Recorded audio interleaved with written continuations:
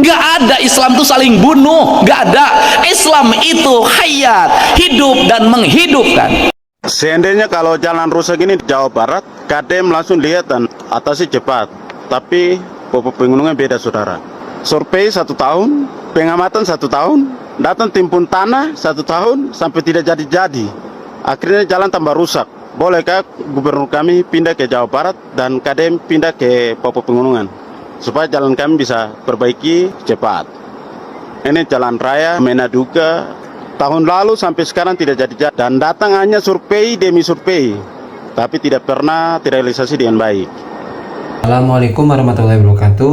Pidato Kang Deddy Mulyadi ngaji Prabowo, para ustadz pasti terkejut melihat ini. Kang Deddy sampai menggetarkan warga Papua, teman-teman. Warga Papua ingin gubernurnya Kang Deddy loh. Sampai seperti ini ya, teman-teman. Coba kita lihat dulu ya pidato Kang Deddy ngaji. Tanah warnanya hitam, air warnanya putih, udara warnanya kuning, matahari warnanya api, warnanya merah. Maka 4 warna itu ketika bersatu maka dia menjadi makhluk. Tak ada kehidupan tanpa satu unsur ini hilang. Tak ada kehidupan kalau tak ada air.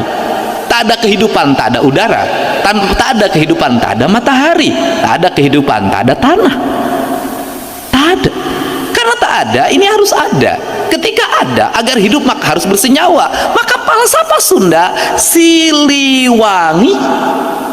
Apa itu? Silih asa, silih asih, silih asu. Kalimatnya nu jauh urang deketkeun geus geuleut urang layutkeun geus layut urang paheutkeun geus paheut silih wangikeun. Apa falsafah hidupnya? Yaitu manusia adalah makhluk sosial yang satu sama lain itu saling membutuhkan. Falsafah tauhidnya orang timur, tauhidnya orang Sunda. Nanti Anda baru ngomong Islam belakangan karena nanti saya salah tafsir. Nah, itu di situ prinsip pembangunan adalah itu. Tidak beliau kontra omnos, tidak falsafah barat di mana manusia adalah penakluk alam. Bukan, falsafah timur adalah manusia itu bersenyawa dengan alam, bersama alam. Anda di sekolah sudah mengajarkan pendidikan kekafiran. Kita ini gagal, ngaku Islam gagal. Nggak ada Islam itu saling bunuh, nggak ada. Islam itu hayat, hidup dan menghidupkan. Sunda itu hidup dan menghidupkan. Siliwangi itu silih asa, silih asih, silih. Pertanyaan saya, di mana letak pertentangannya? Jangan-jangan tiap hari orang bicara syar'i, sesungguhnya perilaku hidupnya bertentangan dengan kaidah Islam itu sendiri. Ini dari falsafah dasar ini lahir pendidikan lingkungan. Ini bersatu, bersenyawa, nggak boleh saling membunuh, nggak boleh, harus hidup dan menghidupkan. Nggak perlu lagi material impor, cukup di sini. Di situ itu dari sisi arsitektur. Semestinya negara melahirkan sekolah yang berarsitektur local wisdom, yang dia hidup. Orang Sukasari tumbuhnya bambu, maka sekolahnya sekolah bambu. Arsitekturnya semua dari bambu. Lihat mataharinya berapa derajat dia kalau panas, kalau tenggelam berapa derajat. Meletakkan sekolahnya di mana, maka di situ sekolah tuh hidup, jendelanya hidup, pintunya hidup, semua hidup dan menghidupkan. Lahir impres, lahir arsitektur asal-asalan, di dalamnya mematikan. Nggak ada Islam di situ, kagak ada. Sekolah yang nggak ada jendelanya, nggak ada Islamnya. Sekolah yang dikunci pakai kasa, nggak ada Islamnya, nggak ada Allahnya di situ. Kenapa? Anda yang ada adalah kematian. Ini kan kita sini aja udah gagal. Jadi kalau ngomong pendidikan paripurna dari sini. Nah, nanti saya selalu ngomong guru bukan buku, guru lepas buku, guru lepas buku, guru lepas buku. Saya dari dulu ngomongin gitu. Gurulah penentu kedaulatan murid, gurulah penentu martabat murid, gurulah penentu kelulusan murid. Maka guru tidak boleh diintervensi oleh apapun. Tidak boleh diintervensi oleh kurikulum, tidak boleh diintervensi oleh kepala sekolah, tidak boleh diintervensi oleh dinas pendidikan, oleh menteri sekalipun. Dia adalah guru, kedudukannya lebih tinggi dari menteri. Ya, guru diatur-atur. Maka lahirlah guru yang merdeka, bukan guru yang terjajah. Guru yang merdeka adalah merdeka belajar, maka dia mengajar di depan muridnya berdasarkan apa? Berdasarkan la ilaha illallah, asma Allah, bismillahirrahmanirrahim. Dia ngajar di sini, dia dipandu oleh siapa? Oleh nur, oleh cahaya. Hei, ini Dedi, bukan ini Budi. Tanya muridmu, ibumu kemana tiap hari? Ibu saya ke pasar. Baru ibu pergi ke pasar. Ibumu kemana? Ke sekolah ngajar. Ibu pergi ke sekolah. Jangan dibikin asing. Saya waktu SD kelas 1 sudah dibikin asing. Ibu pergi ke pasar, pan inung aing masa bulan sekali ke pasar. Bisa. Ini Budi, ini Dedi. Tidak. Maka pelajaran pertama ketika masuk kelas, kenalkan dirimu. Siapa dirimu? Tulis. Ini Dedi. Genetikanya apa? Turunan siapa? Golongan darahnya berapa? Golongan darahnya apa? Tinggi badannya berapa? Maka di situ lahirlah ilmu genetika, lahirlah ilmu biologi. Terus mengenalkan dirinya dulu, nggak berlarang lain. Terus bakatmu apa?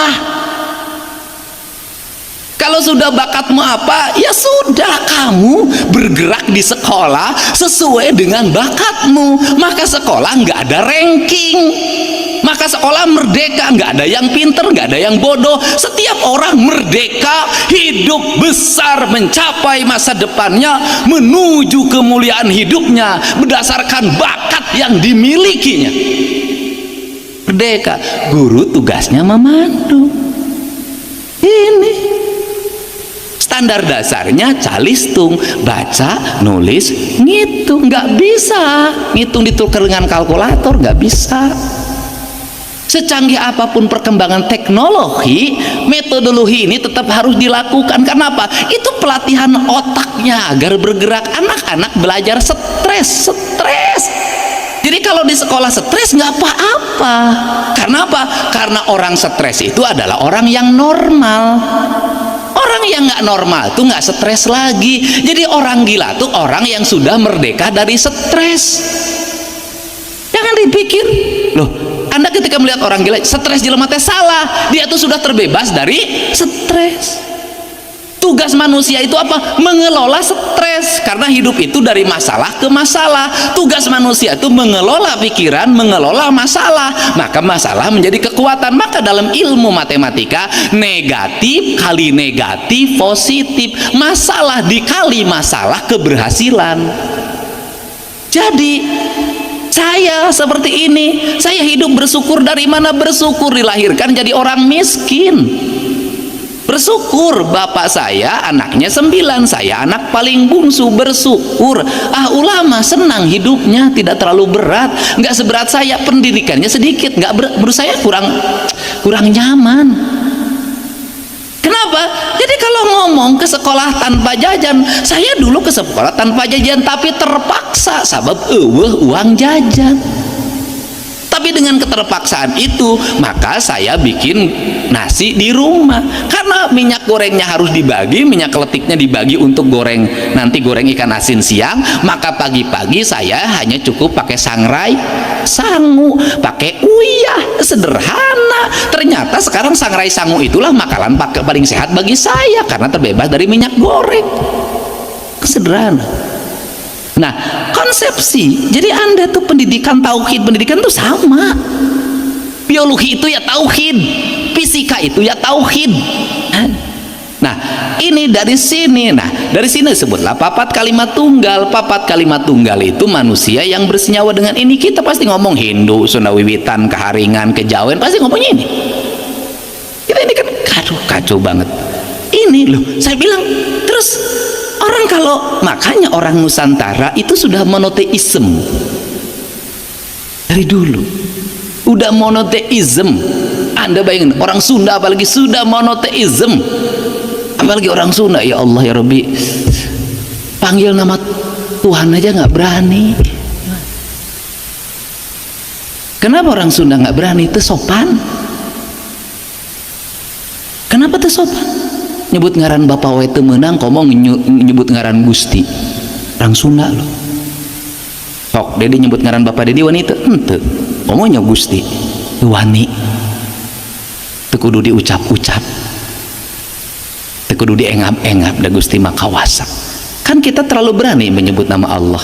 setiap waktu. Allah tapi kasumpah ge make Allah 7.000 kali bohongna. Ini beda. Nah, karena ini Tuhan, maka manusia itu sudah hidup pada wilayah. Karena dia sudah hidup pada wilayahnya, maka dalam monoteisme ini, dalam tauhid ini tidak dikenal ekspansi. Makanya saya bilang orang Sunda itu tidak ekspansi, tidak menjajah. Dia tidak merebut wilayah orang. Kenapa? Karena sudah dididik dalam pendidikan pada leluhurnya, dia sudah hidup pada wilayah yang ditempatinya. Kebetulan subur tempatnya. Nah ini, karena ini papat kalimat tunggal, maka lahirlah persenyawaan. Karena persenyawaan itu, maka arsitektur sekolah harus senyawa. Makanan harus yang mulai mengikat dirinya dan tidak terpisah. Makanan dari lingkungannya, maka belajar makanan dari lingkungannya. Ini peradaban. Nanti bikin baju yang baju sesuai dengan lingkungannya. Saya ini pakai jas-jasan baru sekarang aja gitu loh. Dan itu pun karena malam dan dingin. Kalau siang hari nggak usah gitu loh. Nah ini pakai. Nanti kemudian bahasa, ya bahasa sesuai dengan lingkungannya. Kemudian apalagi seni sesuai dengan lingkungannya. Nah secara otonom, kalau pendidikan sudah bisa membentuk karakter bahasa manusia, makanan manusia, kemudian pakaian manusia, kemudian seni manusia, maka dia adalah manusia yang berperadaban tinggi. Karena peradaban itu mulainya dari sini. Nah metodologi pendidikan mengajarkan pada ini. Karena mengajarkan pada ini, sebenarnya dari dulu kita sudah mulai, cuman gurunya salah menerapkan. Pasti teori sekolah itu, teori biologinya pasti metamorfosis, pasti cerita kepompong aja jadi hileud, gak berubah. Atau cerita tentang burui jadi kodok, itu aja.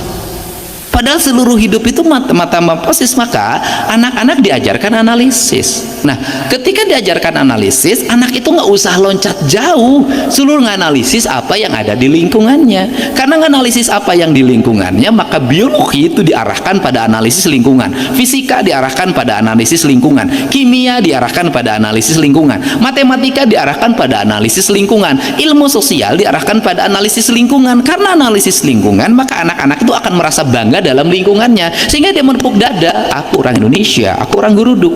Tidak ada sedikit pun rasa rendah diri. Apa sih problem anak-anak kita? Rendah diri. Kenapa? Karena orang tuanya mengajarkan rendah diri. Kita ini harus percaya diri, maka dibangun percaya diri. Maka saya dari awal dulu percaya diri. Ketika saya penjabat, saya nggak mau disebut bapak, saya bilang akang. Saya percaya diri dengan kalimat itu. Saya percaya diri dengan ikat yang saya pakai. Saya percaya diri dengan sampurasun yang saya ucapkan. Suatu saat semua orang akan mengikuti. Nah kepercayaan diri harus dibangun. Nah anak-anak kita ini ketika kelas 1 bangun kepercayaan diri. Jangan dibangun rendah diri agar menjadi orang besar. Ini percaya diri. Karena kepercayaan diri. Kenapa percaya diri? Tuhannya sama. Makanannya memang berbeda, tapi makanan saya lebih unggul, pakaian saya lebih unggul, apapun lebih unggul. Maka bangun jiwa superioritas. Ini kenapa harus saya ngomongkan itu? Karena dalam literasi Sunda itu tidak diajarkan superior. Kenapa kalimat orang Sunda ulah agul ku payung butut? Konteksnya sudah berbeda. Ini bersaing. Dulu homogen semua orang Sunda. Sumuhun mangga hapunten abdi mah bodoh tetiasa naon beak semoal kebagian. Hari ini nggak bisa. Hari ini harus agul ku payung butut, batur boga payung butut we agul, komo orang payungna alus agul. Nggak bisa. Teologi berbeda. Kenapa? Konteksnya berubah. Gitu loh. Nah ini. Nah misalnya kalimat abdi mah mangga teh nggak bisa dalam konteks hari ini, nggak bisa haling sia aing diheula. Kenapa konteks ya? Nah karena konteksnya sudah berbeda, sudah berubah, maka superioritas harus dibangun. Tetapi yang tidak boleh adalah kesombongan dan ekspansi, menguasai orang lain. Itu yang nggak boleh. Nah teologi ini yang sekolah harus dibangun itu. Maka saya melihat dulu kita mengatakan pelajaran teh di poe Senin sampai poe Sabtu zaman dulu. Saya yang merubah itu menjadi Jumat. Se-Indonesia ngikutin. Pokoknya apa yang di sini sok dituturutan ke Indonesia taruhan. Sekolah 5 hari Purwakarta Indonesia pertama. Pemilihan kepala desa itu dibikin serempak di sini pertama. Setelah itu merubah ganas jadi gambar foto di sini pertama. Setelah itu berubah jadi TPS di sini pertama. Cuman bikin pemilihan kepala desa, sekarang dipilih 2 jam terus dilantik, ada yang berani. Kecuali di sini. Nah, ini. Nah, karena saya katakan nggak bisa sekolah Senin sampai Jumat, nggak bisa. Tadi ada yang belum lengkap Pak Purwanto. Saya bilang hari Senin itu ajak Nusantara, Talasa Jaya di Buana, Rembok mana di Sunda, Kemis Wawangi, nyuci kendiri, Sabtu Minggu betah di imah. Nah, ini kan rangkaian siklus di mana sekolah itu bukan kelas, karena merdeka, sekolah rumah. Jadi dalam teologi, metodologi pendidikan modern, tidak mesti anak masuk kelas tiap hari. Kalau orang tuanya memiliki komitmen untuk melakukan pendidikan terhadap anaknya sendiri. Alhamdulillah, teman-teman semua, tadi kita sudah menyimak pidato dari Gubernur Jawa Barat Kang Deddy Mulyadi. Kang Deddy sampai menggetarkan warga Papua, teman-teman, ya khususnya warga di Wamena, teman-teman, dan berharap sekali dengan penuh harapan, katanya tolong ya Kang Deddy Mulyadi ke sini, ya tolong jadi gubernur di Papua dan tuker gubernur kami dituker ke Jawa Barat gitu ya. Sampai seperti ini ya, ya Allah, baru dengar gitu ada ya orang gitu di luar Jawa Barat ya tahu Kang Deddy Mulyadi sampai ingin nuker gitu ya Kang Deddy Mulyadi. Luar biasa ya teman-teman, merupakan pencapaian luar biasa dari sosok Kang Deddy Mulyadi ini ya, kita akui ya teman-teman, dan kita sebagai warga Jawa Barat harusnya bangga dengan Kang Deddy Mulyadi, dengan Gubernur Kang Deddy Mulyadi. Ya semoga aja ya tetap amanah gitu ya, tetap memperhatikan rakyat kecil, tetap membantu rakyat kecil, seperti itu ya teman-teman. Dan ya semoga Jawa Barat makin baik lagi ya, jalan-jalannya makin baik, makin tertata, makin terurus. Kang Deddy pun tadi berpidato luar biasa teman-teman, nggak ada Islamnya ya, nggak ada Islamnya. Kalau pembangunan asal membangun, nggak ngelihat dari estetikanya, dari segi kemanfaatannya dan yang lainnya teman-teman. Ini sungguh luar biasa ya pidato Kang Deddy Mulyadi ini. Bak Ustad teman-teman, gubernur rasa Ustad ya. Saya katakan gubernur rasa Ustad, sosok Kang Deddy Mulyadi ini begitu lantang, begitu percaya ya apa yang disampaikan Kang Deddy, begitu luar biasa teman-teman. Oke, itu aja video kali ini, semoga bermanfaat, semoga sehat selalu dimanapun teman-teman, bapak-bapak, ibu berada. Terima kasih. Assalamualaikum warahmatullahi wabarakatuh.